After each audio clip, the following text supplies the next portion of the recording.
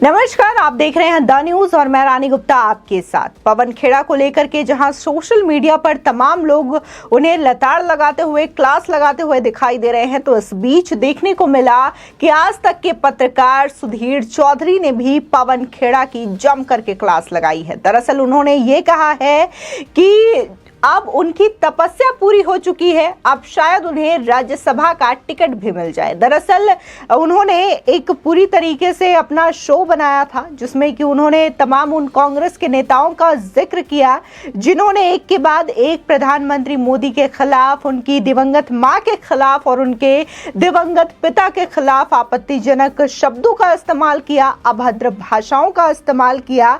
जिसके बाद उन्होंने ये भी कहा कि कांग्रेस में एक तरीके से अलग ही कंपटीशन है, सोशल मीडिया पर लोगों को छाना है और ये तभी मुमकिन हो सकता है जब वो इस तरीके से अभद्र भाषा का प्रयोग करें, और जितना अभद्र भाषा का वो प्रयोग करेंगे वो इतने ही ज्यादा वायरल होंगे। क्योंकि किसी भी अगर वेब सीरीज में देखा जाए तो कैसे उसके अश्लील जो डायलॉग्स होते हैं वो काफी ज्यादा सोशल मीडिया पर पॉपुलर होते हैं। और ठीक ऐसा ही कुछ नेता है जो कि वो ये चाहते हैं और इस तरीके से बयान देते हैं जिसके बाद उन्हें लगता है कि अगर उनका बयान ज्यादा वायरल होगा, उनके बयान को ज्यादा लोग देखेंगे, तवज्जो मिलेगी, तो ऐसे उन्हें पार्टी में और भी ऊंचा स्थान और भी ऊंचा पद मिलेगा।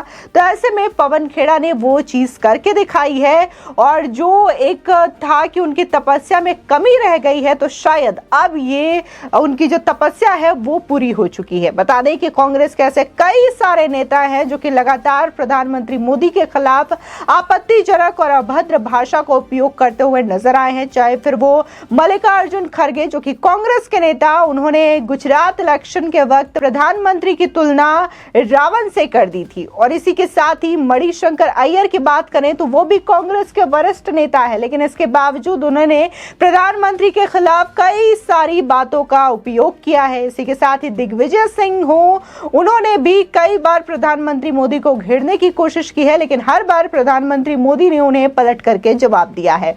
और यह सिलसिला अब देखने को मिलता है कि कैसे जहां राहुल गांधी अभी हाल ही में संसद में प्रधानमंत्री मोदी को लेकर के ट्रोल कर रहे थे और बार बार उन्हें झूठे आरोप लगाते हुए नजर आ रहे थे, बिना किसी डॉक्यूमेंट के, बिना किसी पुख्ता सबूत के उनके ऊपर बार बार अडानी से दोस्ती, अडानी से प्रेम का हवाला देते हुए नजर आ रहे थे। जिसके बाद उन्हें नोटिस तलब किया गया था असंसदीय व्यवहार करने के लिए, और विशेषाधिकार हनन के मामले में यह नोटिस दिया गया था। और इसी के साथ ही अब देखने को मिल रहा है कि कैसे पवन खेड़ा ने भी आपत्तिजनक शब्द का इस्तेमाल किया। उन्होंने अडानी का नाम लेते हुए उनके पिता का अपमान किया, और इस मामले को लेकर के काफी ज्यादा हाई वोल्टेज सियासी ड्रामा देखने को मिला था दिल्ली की एयरपोर्ट में। यहां पर कल का जो वाकया है वो काफी ज्यादा दिल्ली की सियासत में महत्वपूर्ण रहा, क्योंकि कल जो है पवन खेड़ा की गिरफ्तारी की गई असम पुलिस के द्वारा, क्योंकि असम के अलग अलग डिस्ट्रिक्ट में 15 से ज्यादा केसेस पवन खेड़ा पर दर्ज हुए थे।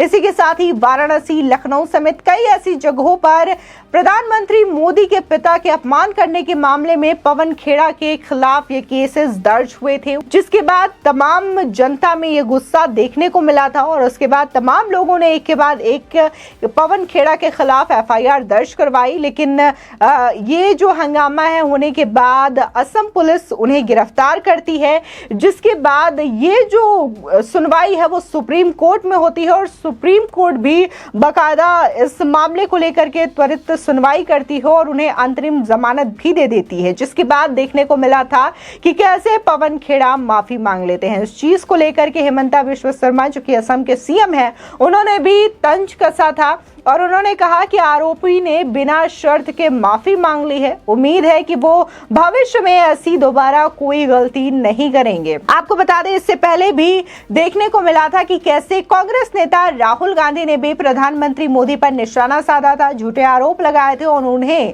ये तक कह दिया था कि वो चोर है। दरअसल प्रधानमंत्री मोदी ने ये कहा था कि वो इस देश के प्रधानमंत्री नहीं बल्कि एक जनसेवक हैं और एक चौकीदार हैं, और जब तक वो है तब तक कोई भी दुश्मन देश भारत को इस तरीके से आंख उठा करके नहीं देख सकता।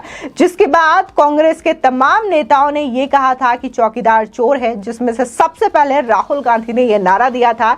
जिसके बाद राफेल मुद्दे को लेकर के जबरदस्त कांग्रेस का ये प्रदर्शन देखने को मिला था। हर रैली में ये आवाज उठाते हुए नजर आए थे 2019 के इलेक्शन के समय पर, लेकिन इसका खामियाजा कांग्रेस को भुगतना पड़ा था, क्योंकि जनता का जो भारी समर्थन है वो एक बार फिर से नरेंद्र मोदी की ओर दिखाई दिया था और भारी बहुमत के साथ एक बार फिर से लोकसभा चुनाव में एनडीए की जीत हुई थी। तो वहीं कांग्रेस के जो नेता है राहुल गांधी, उन्हें सुप्रीम कोर्ट से माफी तक मांगनी पड़ी थी इस तरीके से टिप्पणी करने के लिए। और यही सिलसिला एक बार फिर से पवन खेड़ा के साथ हुआ। उन्होंने भी जो प्रेस कॉन्फ्रेंस में कहा, उसके बाद उन्होंने सुप्रीम कोर्ट में माफी मांगी। फिलहाल आपको बता दें कि सुधीर चौधरी जो कि पत्रकार है जाने माने, उन्होंने शो किया था ब्लैक एंड व्हाइट, जिसमें कि उन्होंने तमाम बातों को संक्षेप में रखा। इसी के साथ ही उन्होंने ट्विटर पर भी एक वीडियो शेयर किया है और इसमें तमाम बातें उन्होंने कही है। साथ ही उन्होंने ट्वीट कर लिखा कि अब नेताओं के बयान भी हिंदी वेब सीरीज के डायलॉग की तरह हो गए हैं। वायरल होने के लिए मसाला तो डालना ही पड़ता है। पवन खेड़ा ने कांग्रेस के अपने साथी प्रवक्ताओं को मीलों पीछे छोड़ दिया है। अब वो बड़े नेता बन गए हैं। अगली बार राज्यसभा पक्की है।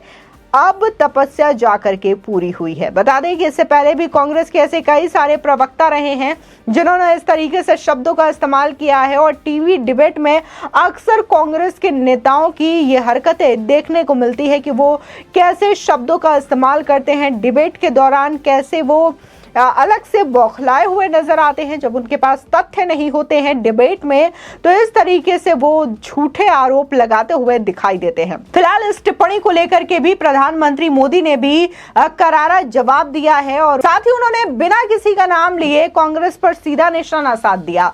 उन्होंने कहा कि जो ये बोल रहे हैं कि मोदी तेरी कब्र खुदेगी, तो देश की जनता ये बोल रही है कि मोदी तेरा कमल खिलेगा। यानी कि एक बार फिर से उन्होंने विधानसभा चुनाव की ओर इशारा करते हुए कहा है कि जो चीजें 2019 में हुई, 2022 में हुई, कि कैसे कांग्रेस के नेताओं ने प्रधानमंत्री मोदी पर और उनकी पर्सनल लाइफ्स को लेकर करके अटैक करने की कोशिश की, लेकिन इसके बावजूद देश की जनता ने मोदी का साथ दिया, एनडीए का साथ दिया और एक बार फिर से उन्हें वोट दे करके उनकी सरकार बनाई और एक बार फिर से नरेंद्र मोदी को प्रधानमंत्री बनाया।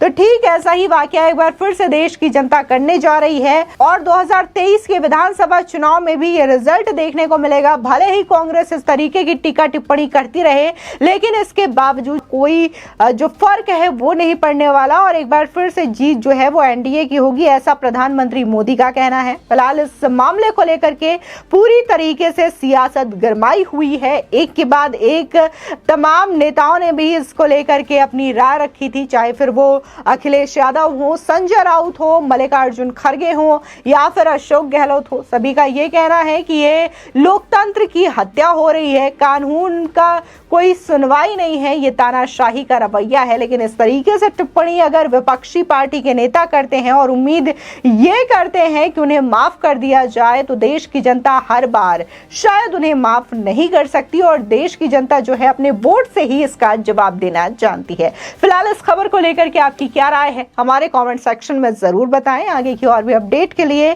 चैनल को सब्सक्राइब करना ना भूलें।